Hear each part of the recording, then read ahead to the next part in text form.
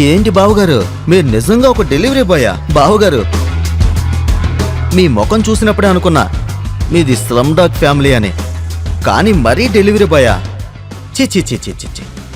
బికారీ delivery boy అయిన Abhinav girl friend అతన్ని ఒక డబ్బున్న వాడి కోసం వదిలేసింది.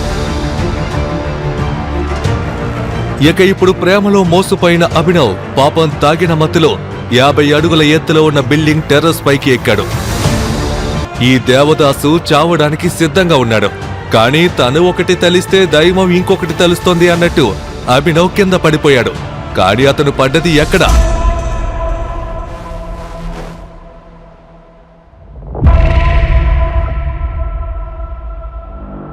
అమ్మాయితో బెడ్ మీద. అయ్యో దేవుడా, నేను ఇక్కడికి ఎలా వచ్చాను? అవును, ఆ టెర్రస్ మీద నుంచి పడిపోయిన అభినవ్ వచ్చి చేరింది సిటీలోనే అత్యంత బ్యూటిఫుల్ అండ్ రిచ్ అమ్మాయి అనన్య బెడ్ మీద. అప్పుడే నిద్రలో నుండి లేచిన ఆమె, ఎవరు నువ్వు? నా బెడ్ మీద ఏం చేస్తున్నావు? నాకే తెలీదు. నేను ఇక్కడికి ఎలా వచ్చానో నాకు నిజంగా అర్థం కావట్లేదు. నేనేదో కలలో ఉన్నానేమో అని నాకు అనిపిస్తుంది. కలలో నుండి బయటికి రా. చెప్పు, నువ్వెవరు? అసలు నేనెవరో తెలుసా?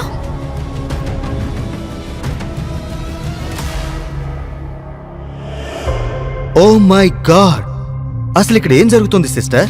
ఈ బికారిని బెడ్ మీద ఏం చేస్తున్నాడు? మజా చేసుకుంటున్నావా? సన్నీ, నువ్వు ఇక్కడేం చేస్తున్నావు? ఈ ప్రశ్న నేను నిన్ను అడగాలి. ఈ లోఫర్ నీతో ఇక్కడ బెడ్రూమ్ లో ఏం చేస్తున్నాడు? చూడు, నాకే తెలీదు నేను ఇక్కడికి ఎలా వచ్చాను. నేను టెర్రస్ పైన ఉండడం గుర్తుంది. తర్వాత ఇక ఆపు. పోలీసులు వస్తే వాళ్ళే నీతో నిజాన్ని కక్కిస్తారు. వద్దు వద్దు మై డియర్ సిస్టర్, పోలీసులతో ఏం చెప్పకో. మన ఫ్యామిలీ రూల్స్ నువ్వు మర్చిపోయావా? ఈ కుటుంబంలో అన్ని నిర్ణయాలు తీసుకునేది ది గ్రేట్ చంద్రశేఖర్, అంటే మన తాతగారు. తాతగారి పేరు వినగానే అనన్యకి ఒళ్ళంతా చెమటలు పట్టాయి.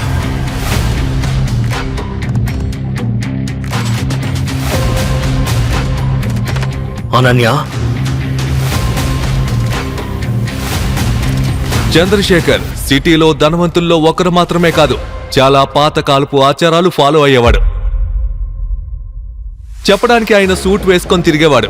కానీ ఆయన ఆలోచనలు మాత్రం 500 ఏళ్ల క్రితం నాటివి. తాతగారు వచ్చాక ఏం జరుగుతుందో అని అనన్య భయపడింది. అప్పుడే అనన్య బయటకు రా అని తాత వాయిస్ వినగానే అనన్య భయంతో వణికిపోయింది. తాతయ్య, తాతగారికి అంతా తెలిసిపోయిందని ఆమెకు అర్థమైంది. కాని ఎలా? ఎప్పటి వరకు ఈ బికార్తో బెడ్రూమ్ లోనే ఉంటావు? బయటికి రా, తాతయ్య నీ కోసం ఎదురు చూస్తున్నారు.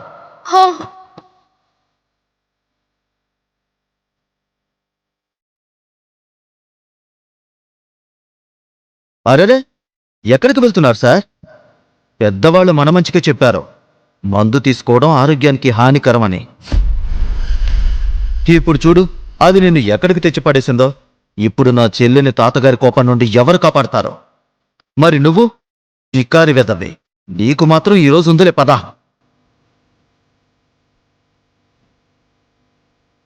ఇది విని దీనంతటి వెనుక సన్నీ హస్తం ఉందని అభినవ్కి అర్థమైంది.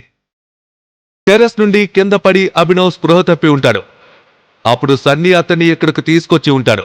కానీ ఇప్పుడు అభినవ్ మైండ్లో ఇంకో ఆలోచన కూడా ఉంది. ఒక తమ్ముడు తన సిస్టర్తో ఇలా ఎలా చేస్తాడు? అసలు వీడు నిజంగా అనన్యకి బ్రదరా కాదా? అభినవ్ మనసులో ప్రశ్నలు పరిగెడుతూ ఉండగా చంద్రశేఖర్ కోపంతో రగిలిపోయాడు. సిగ్గులేనిదానా, నీకెంత ధైర్యం? పెళ్లికి ముందే ఇలా ఒకడితో రూమ్లో నువ్వు నా మనవరాలువని చెప్పుకోవడానికే నాకు సిగ్గేస్తోంది. తాతగారు, నా మాట నమ్మండి. తనెవరో నాకు నిజంగా తెలీదు. నోర్ముయ్, అబద్ధాలాడుకు. నాకంతా తెలుసు, అర్థమైందా? అసలు నీ తల్లిదండ్రుల పెంపకమే తప్పు. అమ్మాయి అని కూడా చూడకుండా నిన్ను పై చదువులు, బిజినెస్ అంటూ వదిలేశారు. దాని ఫలితంగా ఈరోజు ఈ బికారి గడ్ని బెడ్రూమ్కి తీసుకొచ్చావా? అప్పుడే అభినవ్ చేతికి ఉన్నది చూసి చంద్రశేఖర్ షాక్ అయ్యాడు.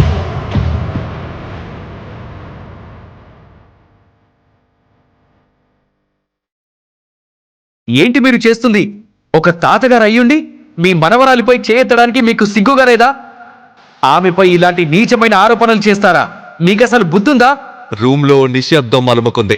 చంద్రశేఖర్తో ఎవరూ ఎంతవరకు ఇలా మాట్లాడలేదు. కానీ ఈరోజు ఒక సాధారణ డెలివరీ బాయ్ సిటీలోని రిచెస్ట్ మ్యాన్కి ఎదురు తిరిగాడు. నీకు ఎంత ధైర్యం? మా తాతగారికే ఎదురు మాట్లాడతావా? నిన్ను షూట్ చేసి పారేస్తాను. సన్నీ, వదిలేయ తన్నే. తాతయ్య ఎందుకు ఇలా అన్నారు అని సన్నీకి అర్థం కాలేదు. కానీ తాతగారి మాట వినడం తప్ప తనకి వేరే ఆప్షన్ లేదు. చంద్రశేఖర్ అభినవ్ని పైకి కిందకి చూసి అనన్యతో, అనన్య, ఈ అబ్బాయి ఎవరైనా సరే నువ్వు ఇతన్నే పెళ్లి చేసుకోవాలి. లేదు తాతయ్య, నేను ఇతన్ని ఎలా పెళ్లి చేసుకుంటాను? నాకు ఇతని పేరు కూడా తెలీదు. నోర్మోయ్, నాటకాలు ఆడకు. ఈ చంద్రశేఖర్ నియమాలు నీకు తెలుసు. నోరు మూసుకొని తల దించుకొని ఇతన్ని పెళ్లి చేసుకో, అది కూడా ఈ రోజే. లేదు తాతయ్య, నేను ఈ బిగ్గారిని పెళ్లి చేసుకోను.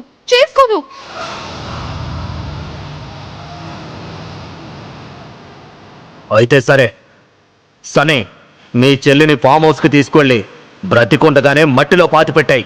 ఇది విని అనన్య షాక్ అయింది. తాతయ్య చెప్పినట్టే జరుగుతుంది అని ఆమెకు బాగా తెలుసు. ఎందుకంటే వారి కుటుంబంలో ఎవరు ఆయన మాట వినకపోతే వారి పరిస్థితి దారుణంగా మారిపోతుంది. అనన్య ఇక తాతగారి ముందు మాట్లాడలేకపోయింది. అనన్యని పెళ్లి చేసుకోకపోతే ఒక అమాయకురాలి జీవితం ఇక ముగిసిపోతుంది అని అభినవ్కి కూడా అర్థమైంది. అలా ఒక గంటలోనే అదే హాల్లో అభినవ్ అనన్యల పెళ్లి జరిగిపోయింది. పెళ్లి రోజు రాత్రి అనన్య నోటి నుండి వచ్చిన ఒక్క ప్రశ్న, నా పేరు అభినవ్, కానీ నా తండ్రి ప్రేమగా. అది నాకు అవసరం లేదు. ఒక్క విషయం గుర్తుంచుకో, మన పెళ్లి నిజమైన పెళ్లి కాదు. బయట ప్రపంచానికి మనం భార్యాభర్తల్లా ఉంటాం,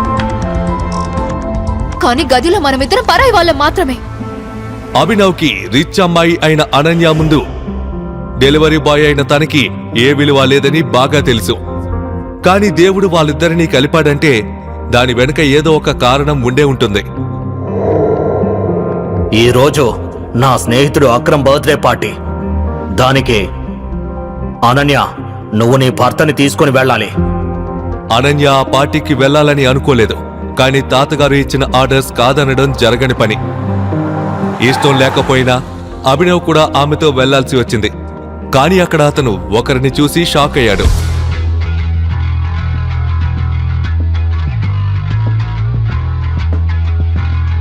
వైభవి, నువ్వు ఇక్కడేం చేస్తున్నావు? అవును, అభినవ్ ముందు నిలబడి ఉన్నది అతని ఎక్స్ గర్ల్ ఫ్రెండ్ వైభవి. ఎవరి వల్ల అయితే అభినవ్ మోసపోయి టెర్రస్ పై నుంచి దూకడానికి సిద్ధపడ్డాడో తను. చెప్పాలంటే ఆమె కూడా పేద కుటుంబానికి చెందిందే. కానీ కొద్ది రోజుల క్రితమే ఆమె డబ్బున్న అబ్బాయి వల్ల పడిపోయింది. అందుకే తను అభినవ్కి బ్రేకప్ చెప్పింది. అభినవ్ వైభవితో మాట్లాడుతూ ఉండటం చూసిన వైభవి బాయ్ ఫ్రెండ్ దేవా, ఈ బికారెవడు బేబీ?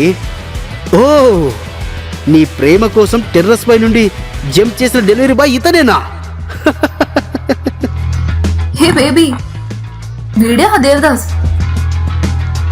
ఎక్కడో ఏదో డెలివరీ చేయడానికి వచ్చుంటాడు, అంతేనా?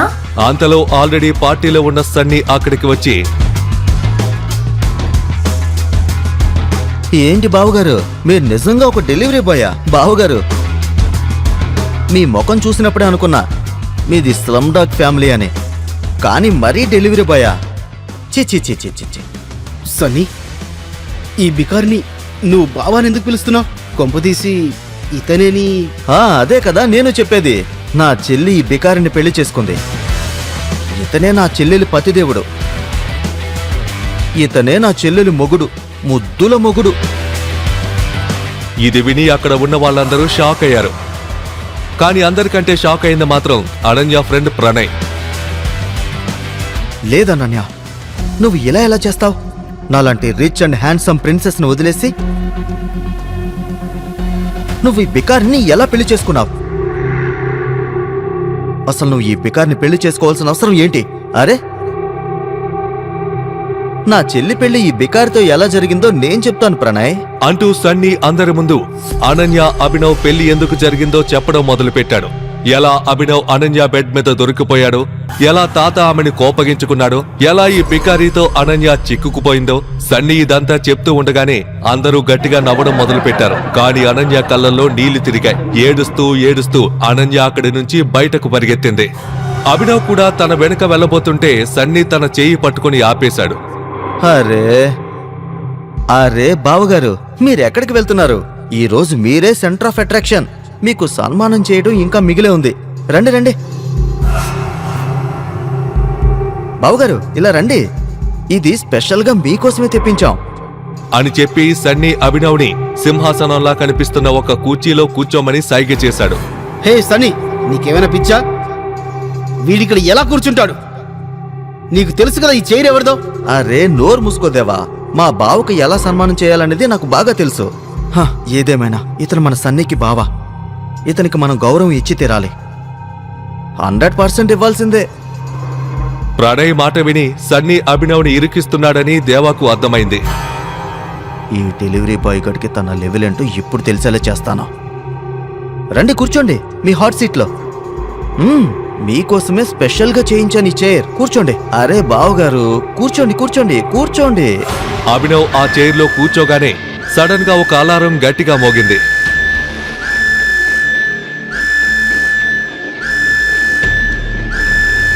ఏం జరుగుతుంది?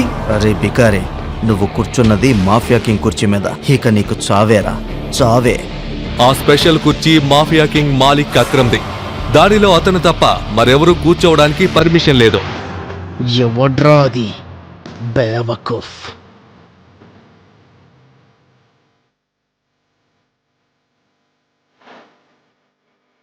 ఈ మాఫియా కింగ్ కుర్చీలో కూర్చున్న ధైర్యం చేసినోడు ఎవడో?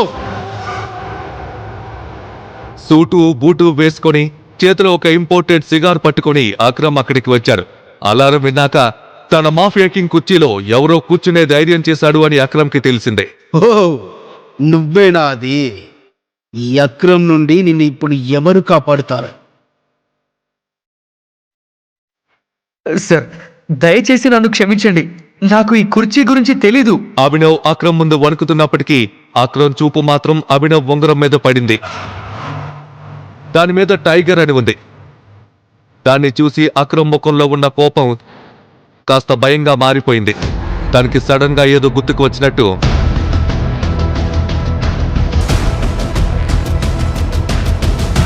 టైగర్, టైగర్, నన్ను క్షమించు. నేను నిన్ను గుర్తుపట్టలేదు. I'm really sorry.